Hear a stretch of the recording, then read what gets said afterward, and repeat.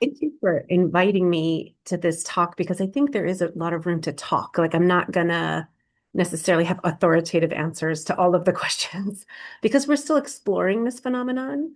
And so tradwives originally, actually earlier in the more like the 2000s and the 2010s, actually first emerged as a term on British television because a woman came on a show and talked about being a tradwife. And then some of our earliest research actually looked at some women who were connected to like white nationalism or white supremacist groups. And so originally people were concerned about tradwife culture because of the ways they supported white supremacy. But then with the pandemic, actually, we've seen a shift where there's been sort of this commodification of the tradwife look or lifestyle where women are presenting often very costly versions of a tradwife aesthetic. So we think about like Nara Smith, or the woman who is most famous for the Ballerina Farms article that came out, and her account. But they themselves do not identify as tradwives, interestingly.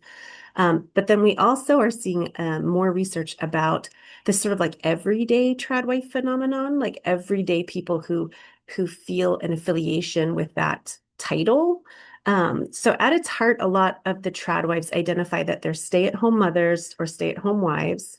They see a very gendered relationship in a very like they say traditional, but they really mean kind of like 1930s to 1950s, where the husband is the primary breadwinner, the wife stays at home and minds the house and minds the children.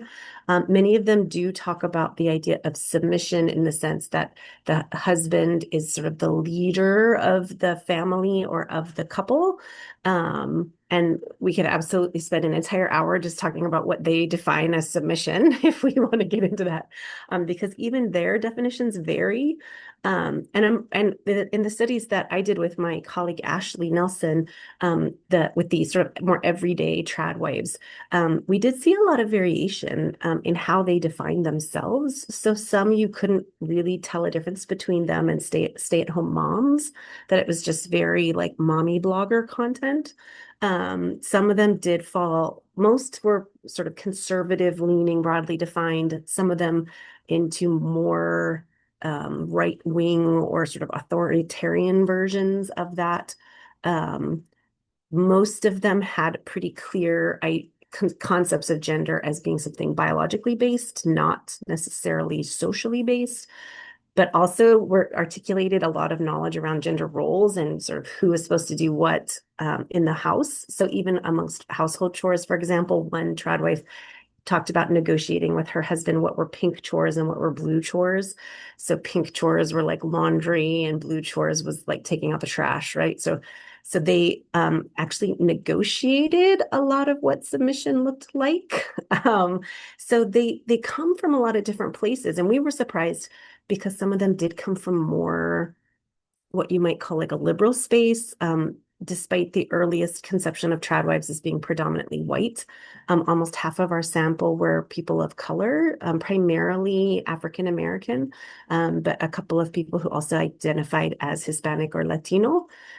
So there was actually a wider variation than I think we've seen in the media at this point. So that's actually, it sounds like a simple question to say, like, what is a tradwife? But it's actually surprisingly complicated. And so when you try to boil it down to sort of what are the core elements, it is that the husband is the primary breadwinner, the mother is staying at home. There are often ways that they negotiate, the husband being the leader of the family unit. It often does have tasks, even in the home, that are assigned differently to the husband and the wife. But everything else that kind of gets attached to that sort of varies. And how does that differ? Because there have long been stay-at-home parents, there have long been, stay-at-home wives. And that's not necessarily to do with something being feminist or traditional or not traditional. It's just often, it's the norm in a lot of places around the world, and it is the reality for a lot of people here in France or where you are in the US. So how does this sort of it is traditional, but sort of family setup differ from the specific tradwife phenomenon. How does a tradwife differ from, say, a stay-at-home parent? Yeah, for some women, there wasn't a difference. Like they used the terms pretty interchangeably, which was also interesting that they seemed to be missing some of the more philosophical or political like meaning behind the tradwife identity. But for the bulk of them, it really did come down to, not just a partner choosing to stay at home, but that it was the female partner who chooses to stay at home. Again, back to that kind of that idea of the pink chores and the blue chores, that a family runs best when it's organized around gendered lines. Some of the women, probably about a third, were very anti-feminist. Like they verbalized a lot of conflict with feminism as a movement. Some of the ideas around feminism, like they talked about feeling tricked into participating in capitalism, that families and society were healthier when there was this gendered organization of the home. So I think the key difference for a lot of the women between that stay-at-home mom label and the tradwife identity is that little bit more political, you know, seeing the value of organizing social life and family life around these stricter gendered lines. Yeah, and that sense that it's almost biologically determined, as opposed to so an economic reality, or one person wants to spend more time with the kids and do a career later or not. It's more like this is the biological reality: is the woman does this and the man does that. Yeah. Like we did have actually one trad wife who was married to another woman. So again, sort of the Mm, surprising of who's in the mix. And they were an interracial couple, which was really interesting. But the poster was the one who identified as a trad wife, and she stayed at home, and her wife worked and fulfilled all the masculine roles. She fulfilled all the feminine roles, right? Like she always just when you think of like queer culture, right? Like she always dressed as like the femme, and her partner always dressed more masculine. And so they had very gendered lines, but even within the context of a lesbian relationship, right? Like that there was this, so there had to be a negotiation there, obviously. But for the other couples, the sort of biologicalness or the biological mandate of sort of who stays home and who goes to work fell along those biological lines rather than it being a negotiation or who has more earning potential or who wants to work, who wants to stay home. Like there was sort of no opening for a lot of those families to consider the husband staying at home and the wife working, for example. right. So let's talk more about this study that you did. You and your colleague Ashley Nelson, you followed 60 self-styled tradwives was it on TikTok? On TikTok, yeah. Right. So, you talked a little bit about what you found, but I want to ask about the motivations that you uncovered for these 60 women to become tradwives. Yeah. It was really interesting because again, I think in the literature, we we hear a lot about the part that we did find it that they were espousing anti-feminist views, that it was a rejection of that idea that women could be good workers and had a place in the capitalist, waged labor workforce. And that was definitely one of the themes that a lot of women felt a lot of pressure because this is also a lot of these women, they were in their 20s and early 30s. And so they grew up in an era where there was a lot of language around like lean in and be a boss babe, be a hustler. Like this idea that's really common, I think, in a lot of our industrialized spaces right now, right? Is like the overworking. Like you can only be successful if you like outperform expectations, if you outperform men, if you do 60 and 80 hours a week, and then you can make it and you can be financially independent. And a lot a lot of them expressed not just seeing that as an option, but feeling it as a pressure to perform as wage laborers. And that they saw sort of adopting their tradwife lifestyle as a rejection of that mandate, and like a revaluation of women's spaces in the home. A lot of them articulated that they didn't appreciate the way that, they sort of lumped all the different waves of feminism together, but just feminism broadly defined, devalued motherhood and femininity. They put a really strong contrast between feminism and femininity. Some of the more vitriolic ones had very strong language around like feminism is anti-feminine and things like that. And so that was one of the themes. One of the other themes that we saw that emerged for why some of the women were interested in trad life was actually because of some health or mental health reasons that they themselves had um, conditions. So like one woman talked about having Chiari malformation, where like the base of your brain can actually like slide into your spinal column.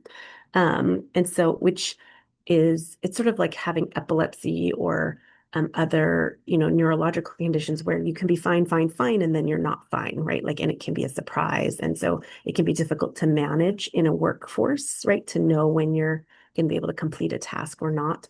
Um, Many of them talked about depression, anxiety. Many of them actually talked about postpartum depression, and other, mental health issues that they um, didn't perceive workplaces as accommodating and welcoming and supportive spaces for them to be dealing with their various health issues. Some of them also, another one that I would love to like do more research into and study a little bit harder, is this idea of safety, actually, that a lot of the women also articulated, like they didn't drive, they didn't leave the house without their husbands unless it was an emergency. They didn't go out at night. That there was this perception that the world was unsafe for women, right? Which again is not untrue, right? Like we do know that women bear a disproportionate burden in terms of managing their safety, right? But their like solution to that perceived lack of safety was essentially to isolate, right? To kind of create these small bubbles. If I can just create like my husband, my immediate family, and my children, if that's like my whole world, and whenever I leave my house, my husband is with me to protect me, it was their way of trying to create a sense of safety in a world that felt unsafe for women in particular. But I'm sure you've all seen the news. Most of our sample was from here in the US. And they talked also about homeschooling their children. The majority of them homeschooled their children. And a particular subset talked about one of the reasons being that they thought schools were also unsafe, right? Because we do have issues with gun violence in our schools here. And so even keep removing their children, right? Like isolating their children became part of that, sort of creating this little bubble of perceived safety around their families, to try to protect themselves, I guess you could say. And we can absolutely go into how that doesn't necessarily protect you. But that was their solution at the moment, for their sense of a lack of safety. And for some women, it was also just a really like practical choice. So one woman talked about her husband works in an oil field and he would be gone for a month at a time. And so part of their pattern was that when he was gone, she would take care of the house. She was basically a single parent, right? But then when he was coming home, she would dress up, she would bake bread, she would, do all of these like homemaker things, because then when he came home, then he would see that she was okay. The kid would there at that time they had one child, like that their child was okay, that everything was good, so good that she could like bake homemade bread and food and have, if food was on the stove, then like everything was okay, right? And so she also saw that as protecting her husband, because then she was like, when he's out in the oil field, then he doesn't have to worry about us, right? Like he knows I've got it under control, which was also interesting. I love her so much. I would love to just like interview her one day. She had such an interesting perspective on on how she became a trad wife, that we actually, her and one other woman, another woman was actually an OnlyFans model, and then became a trad wife. And this woman, who married the oil worker was actually, she worked like in, was it casinos, like gambling establishments and serving drinks and, kind of a highly sexualized space where women are, you get a better tip when you smile and, things like that. And then just talked about being really tired of that life. And so, like, the solidity of the working class husband who can come home to the beautiful wife just felt more stable to her than that lifestyle of trying to always like smile to make enough money, right?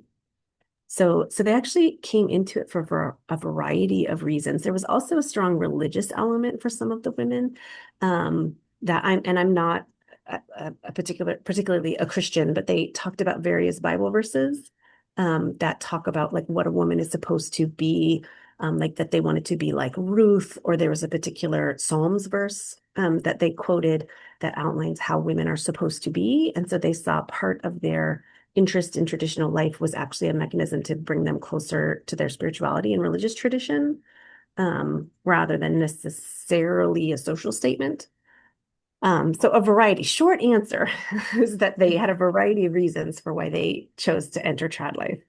Well, it's so interesting because I think a lot of the reasons that they have, they're responding to the same thing that feminism has been responding to for a very long time, and coming up with the opposite answer, which is that your role in life is determined by your biological gender. I'm thinking of, second wave feminism and the push for wages for housework to say, tradwives are saying the work inside the home is important, and feminists agree. Mhm. And there's been this push that that should be unpaid labor should, if not be paid, then in some way acknowledged that the nuclear family is not set up to have two breadwinners. These are under a neoliberal capitalist model. These are arguments that feminists have been making. Um, Yeah. and I think what was very interesting to me was there was kind of like a conflation of feminism and capitalism. They were some of the women that you were studying were ascribing the problems of capitalism to feminism. Feminism had a lot of criticisms of the hashtag boss babe, girl boss culture. So to, that is what fascinates me is we're kind of responding to the same set of structural issues.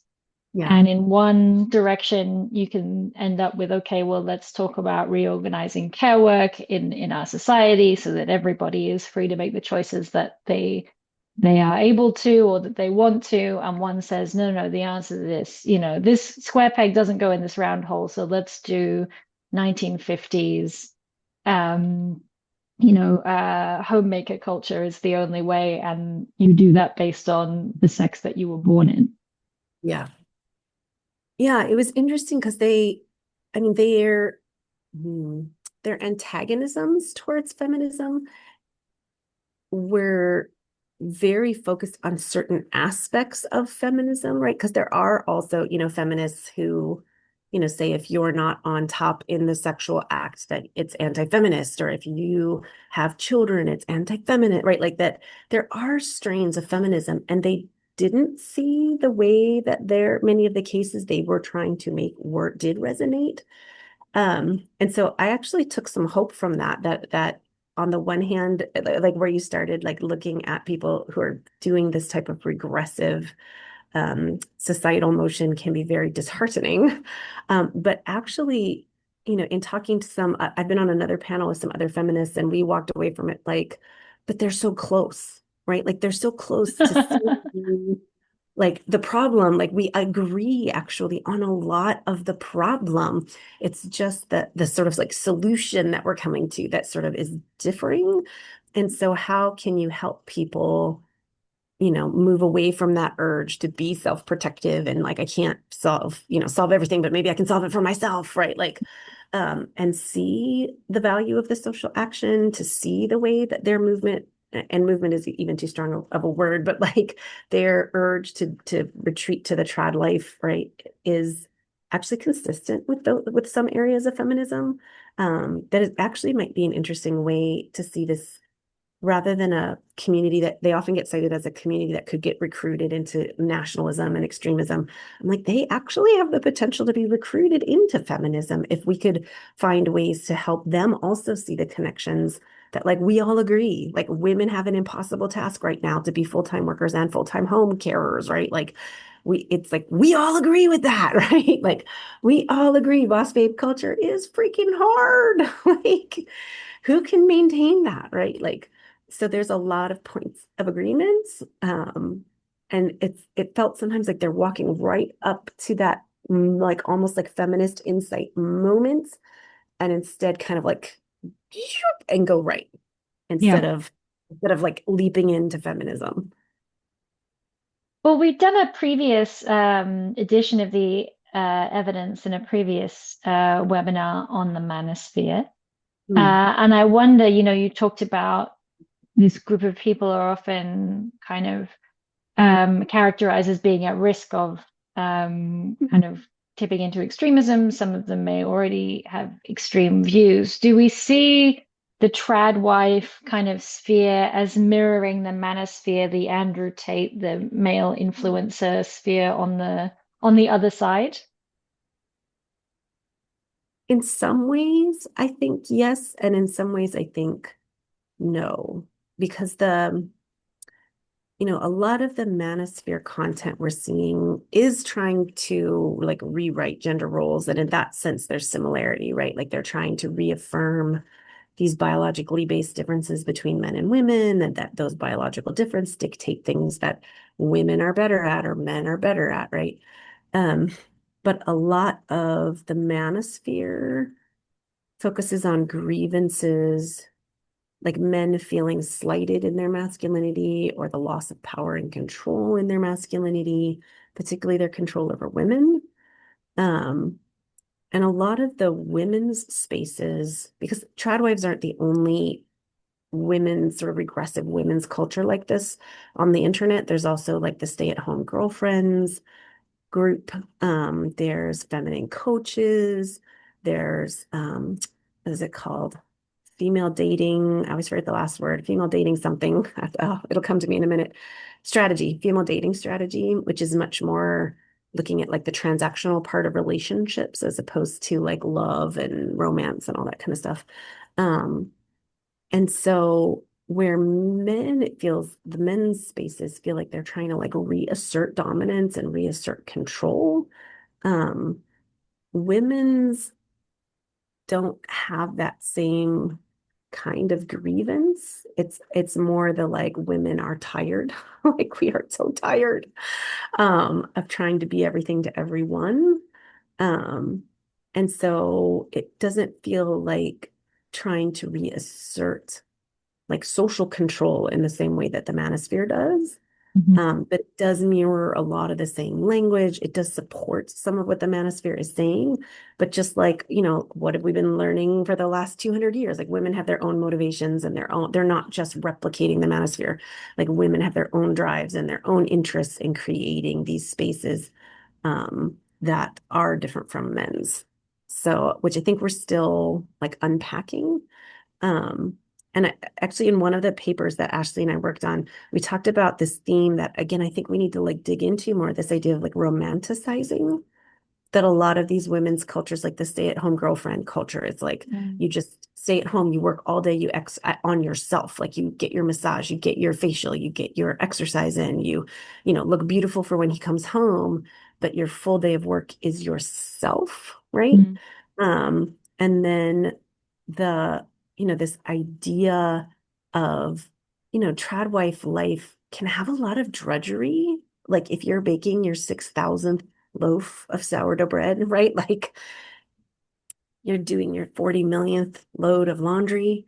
And they use this language around romanticizing that was their way to both like make it through the drudgery, but also to like validate the gendered relationship. So almost in a Disney princess kind of way, right? Like they didn't want like a plan B. One woman specifically said, I don't want a prenuptial agreement. I don't want a plan B. Like I'm all in with my husband. Like, isn't it sad to be thinking about an escape plan? Like Mm. he's my everything, right? Like that they want this romantic version that aesthetic of the tradwife life, I think offers. So romanticizing in two different ways, right? One, like romanticizing in the sense of like, how do you make it through your millionth load of laundry?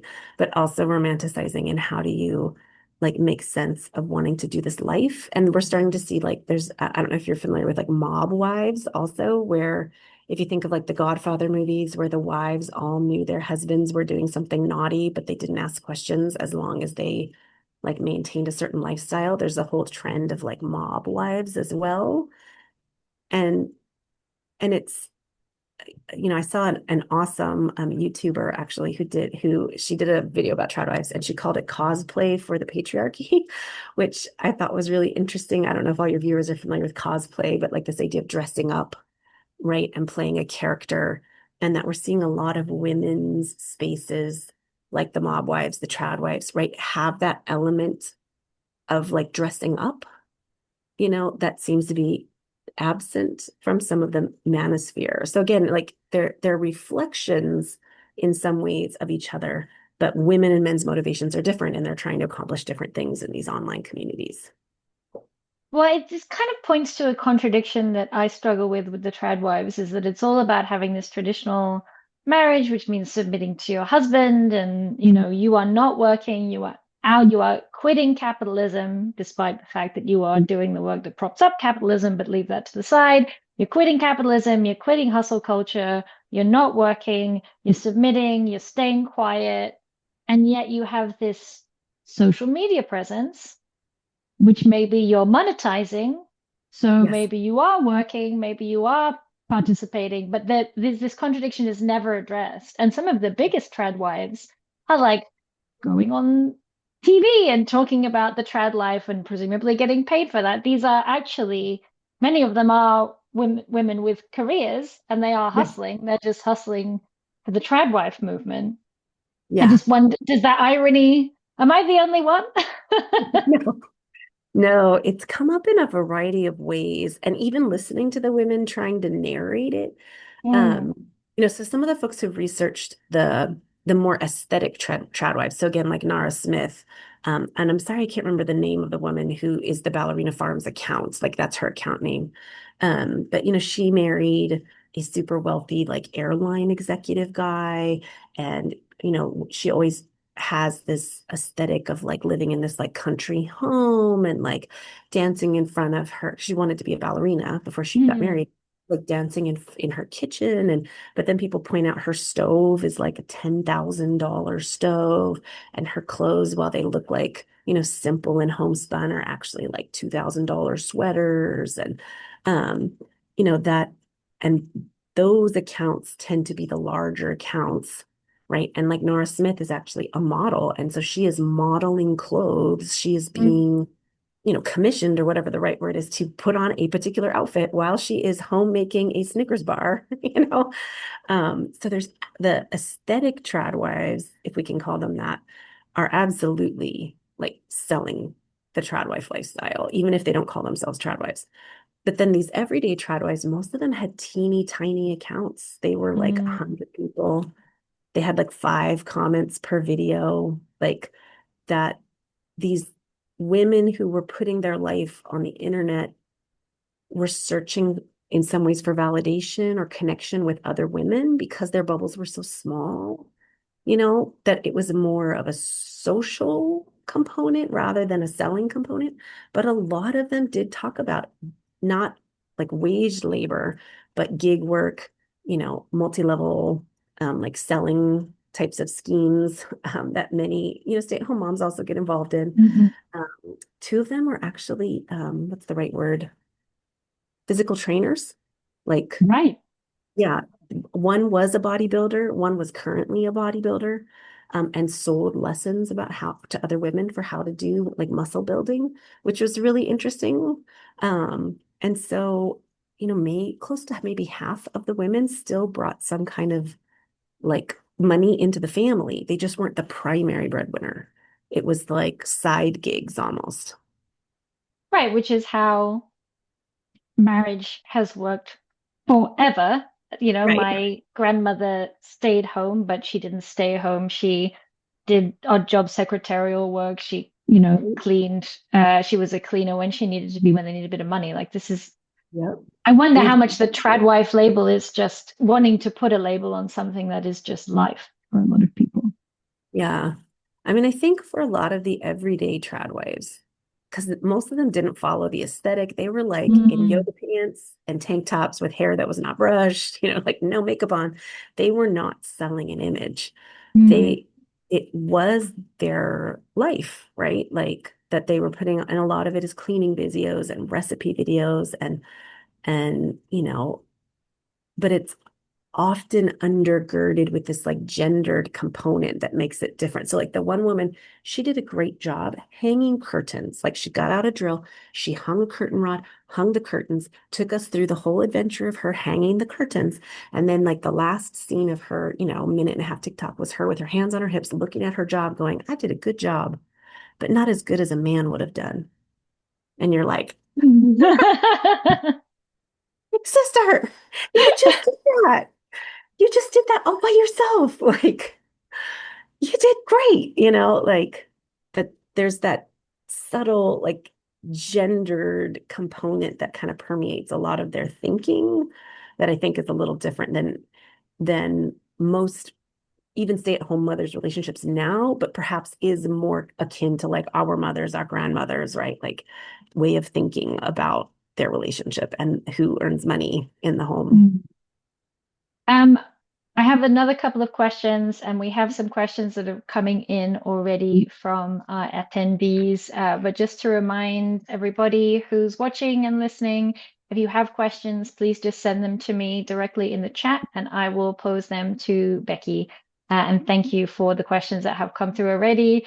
Et quand j'ai dit au début, si vous avez des questions en français, vous pouvez les poser en français et je vais les traduire pour Becky. Mais pas la réponse, désolée. Okay, so I want to talk about radicalization and social media because, we've kind of skirted around this topic that this is a community, an online community that has far right elements, that has extremist elements. And one thing that Josephine writes about in the article is kind of like how trad lifestyle can kind of tip towards survivalism, can tip towards extremist violence, these kind of things. So, what is that pipeline? Have you looked at that at all? The pipeline between just like, oh, I want to hang curtains nicely and bake nice sourdough to very far right, xenophobic, racist, misogynist, homophobic, dangerous far right views. Yeah. It's a tricky question, right? Because the women were so diverse, some of them absolutely came to tradwife life from this more like live off the land, be independent. A lot of time that meant independence from the government.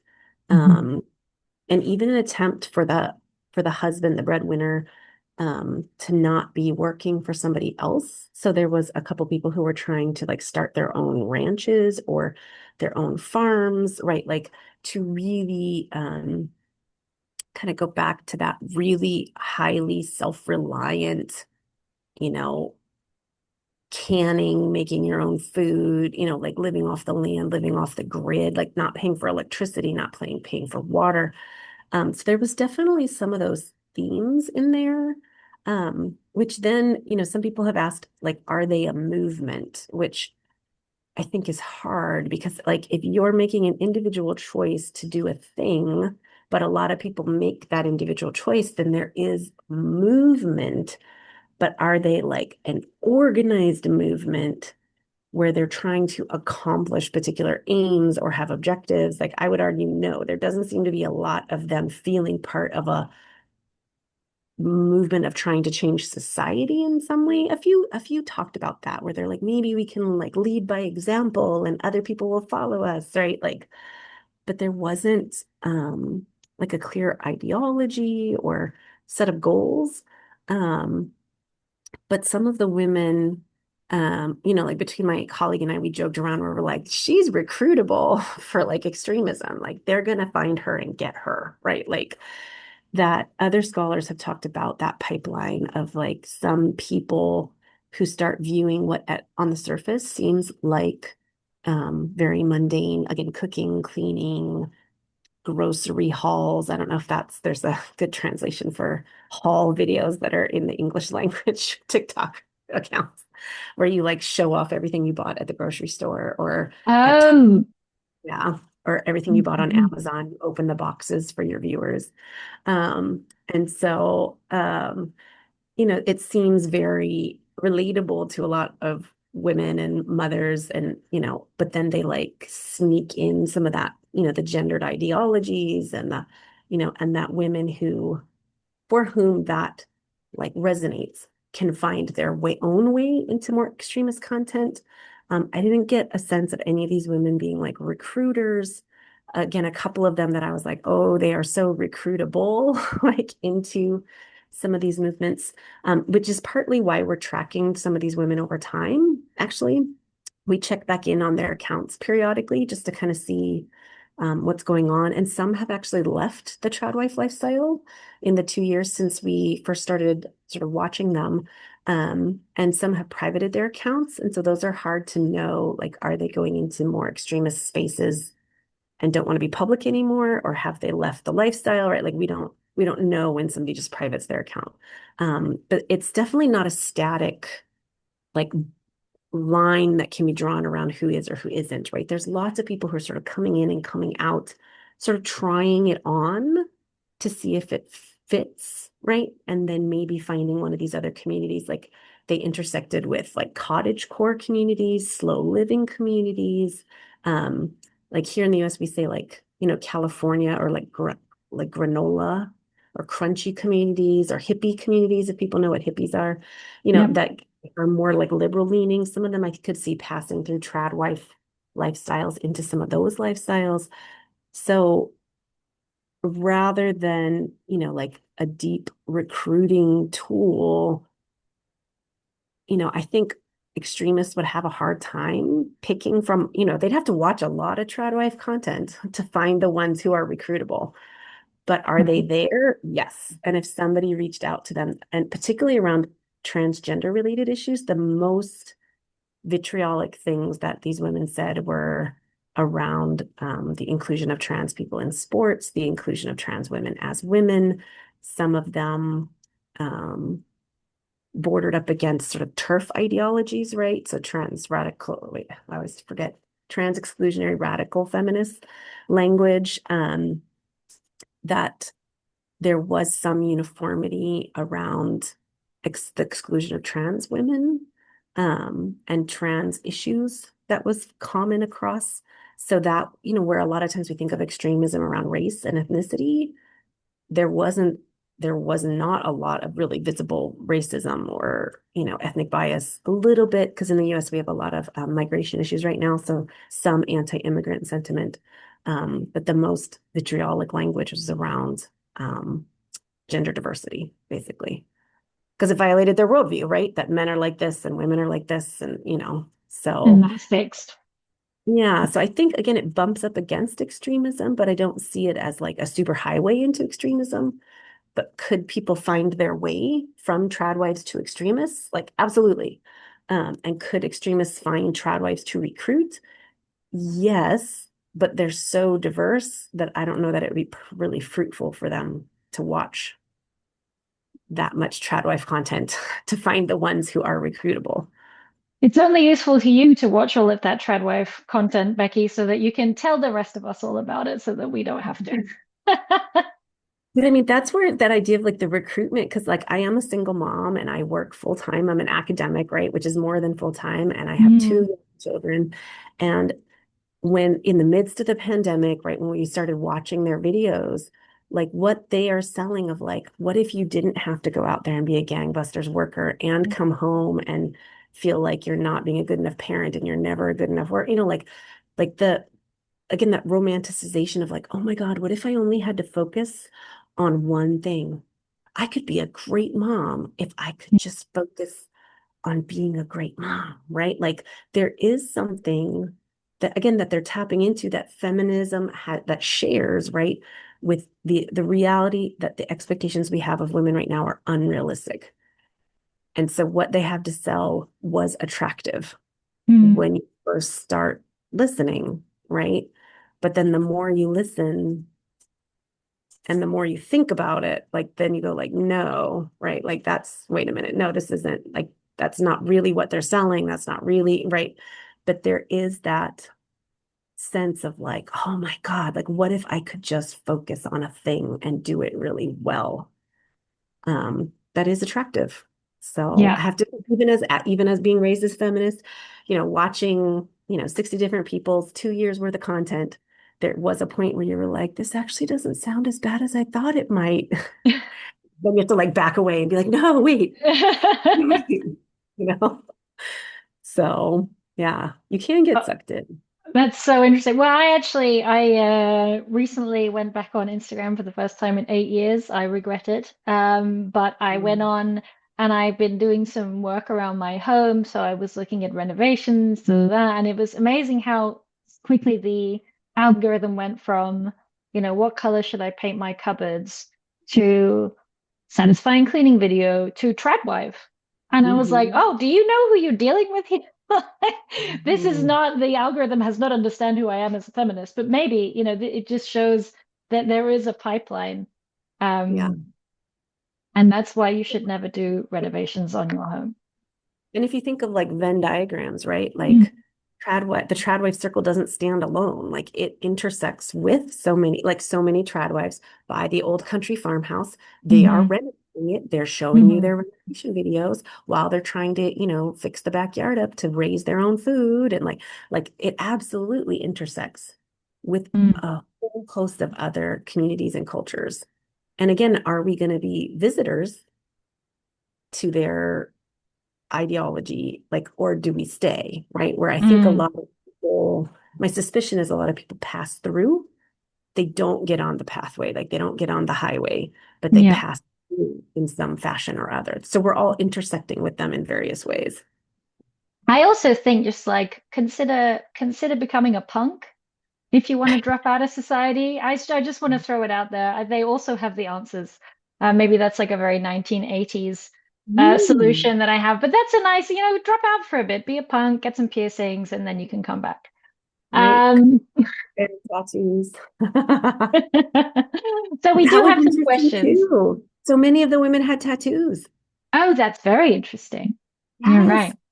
Yeah, like they were, and a lot of them had different color hair. Like Yeah. they didn't fit the mold of like the beaver cleaver mom, you Mhm. know, Brady mom. Like they didn't fit the aesthetic. Well, this is brings me to one of our questions, which is, this person is talking about the same paradox that I mentioned, whereas, they are turning their lifestyle into a source of income. Yeah, But is this so? How much of it is aesthetics? I think again for the women who are like pointedly trying to make money off of it, Mm, they are selling the aesthetic. right. Um, for the everyday trad wife folks that we looked at, like the broader 60, only two out of our 60 that we looked at on TikTok had ever done like a newspaper interview. One of them was relatively famous. Um, that she tried her best to look like Marilyn Monroe. So she was like making the leap from an everyday trad wife to the The more famously traditional Marilyn Monroe. it is weird because she totally like she would try to talk like Oh my Marilyn, goodness. and she Yeah. had blonde hair, and she always did like a really like I'm not a makeup person, but like a soft makeup look, not a real Mm, bright like red lip and things like that. yeah. And so like she obviously was tapping into that like appeal. Mm. Then would wear like country dresses, and her videos were always baking videos and cleaning videos, but she would always strategically put the camera like mid torso. So you saw her from like Yeah. here to like here. Yes. So so again, she was kind of in the like when we're talking about pipelines or highways, she was kind of trying to make the leap into the more aesthetic version of the tradwife life. But the everyday women, again, they weren't cashing in, at least not on TikTok. They did not have the kind of engagement that you need to make money off of it. Right. Um, But some women who are strategic, like Nara Smith is a really good example. Like, again, she does not identify as a tradwife, Mm. but she absolutely is cashing in and purposefully portraying that on the internet to raise money for herself. Like that is part of her business model is to Mm. sell that image on TikTok. So yeah, so some women do it, yes, purposefully, and but the everyday women aren't making money in that way, or if they are, it's not a lot. So another question we have is around, and I think I have time for two questions from the audience here, is, and I guess this is more your personal opinion, but we talk about how these are responding to some of the same issues that feminists raise. They are recruitable to feminism in as much as they may be recruitable to anything else. So what do you think would be kind of like a good feminist response to the tradwife phenomenon? To either counteract it or, or to Mhm. refute. That's a great question. Um, I think feminism, at least in the US, I don't know more broadly, but at least in the US, got a really bad reputation. Like we had a slang we said feminazis, where very like militant feminists who again had sometimes unrealistic demands of other women, that turned a lot of women off of feminism as a movement or as something that's, working for women. A lot of women, again, I can only speak for the US, but a lot of young US women are hesitant to label themselves as feminists. So I think, feminism has a lot of work to get women's buy-in again, just like overall, to kind of undo. And again, we can argue about where that feminazi label came from and like how it got propagated and who did the propagating. But I think some of what they were also talking about is perceiving antagonism between femininity and feminism, is also something that feminists need to pay attention to. That a lot of them perceive this demand to reject femininity, to reject, looking beautiful, to reject, the finer things in life, almost like this trying to be like a monk, right? Kind of, or, the the image of like the pantsuit, no makeup, hair, just in a ponytail, right? Like to work against that sort of narrative around that's what a feminist is, I think is important to pay attention, right, to what they're saying. If they perceive feminism as being antagonistic to femininity, right? Most feminists, I would argue, don't agree with that. But if that's their perception, right, like how do we tap back into that? I think one of the tradwives also brought up, it's easier to just sort of like go with this lifestyle than to try to like train my husband how Ah, to be a home help around the house, right? Like yeah. I think, the more that feminism can include men also, like the more we can help. How do we raise our sons? How do we, like, although it is exhausting to train our partners, like, how do we, think about the reach to men as well? Um, because if women in their own households weren't having to do the training for their partners and training somebody how to do laundry and, you know, Hmm. right? That if men were more equal partners, it would be easier, I think, for feminists to connect with the women who are moving towards this lifestyle. Um, because they do feel like the fight is against society in some ways, right? Um, and so if feminists can help these women who feel disenfranchised see how they can find those pieces that they can have actionable elements, right? I think that would also be really helpful. Like you're not going to change everything today, sister, but like here's the thing that you can do for today, or like here's the thing that even if you're staying at home, right? Um, I wonder if yeah, there's something also in the joy of community. I mean, for me, the joy of feminism is being in community with other people who want to yeah, make the world better, who are, it strikes me that the trad phenomenon is like we see the same problem. The problem mm, is inequality. The yeah, problem is sexual violence. right, But so either you go, that's all too scary, and you retreat into the domestic domain, yeah, or you say, okay, well, let's build something better. And there's actually a lot of, even if you don't do it in your own lifetime, there's a lot of joy in that. yeah.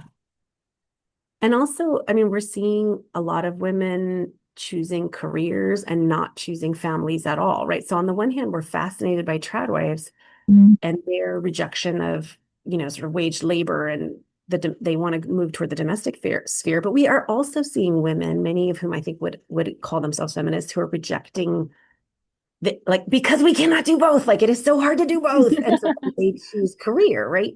And so Yeah. we are seeing like declining birth rates, declining marriage rates. Like, this is a phenomenon that's working in both directions, right? And so, how do we help men and women, everybody, if they want to choose both? Like, how do we facilitate that, but also validate if they want to choose one or the other, right? Mhm. But how does it still help us move towards a better society? Not that retreat feeling, but like how is me choosing to be a homemaker, still, how can I still help with the movement, or like how can I Yeah. still other women, right? Like because again, the isolation I think is going to backfire for so many of these women. And so many of them were like totally in denial that their husbands would ever leave, that their husbands would ever get injured, that like there would ever be domestic violence in their house. Like, and isolation works for a while, but it's hard to maintain for a lifetime because we need each other. Like we need Mm. each other. So Absolutely. yeah. So I agree. I think community offering this a different kind of community for them that's not this isolating one is another route to go. Well, that's us at time. This was an absolutely fascinating discussion. Thank you so much, Becky, for giving up your lovely Hawaiian evening to spend the morning with us here in Paris. Just if you've enjoyed this discussion, please make sure that you are subscribed to the evidence, and please tell your friends to subscribe as well. Yes, just another big thanks to Becky, and thanks for everybody for being here, and we'll see you next time. Bye bye. Thank you, everyone. Aloha.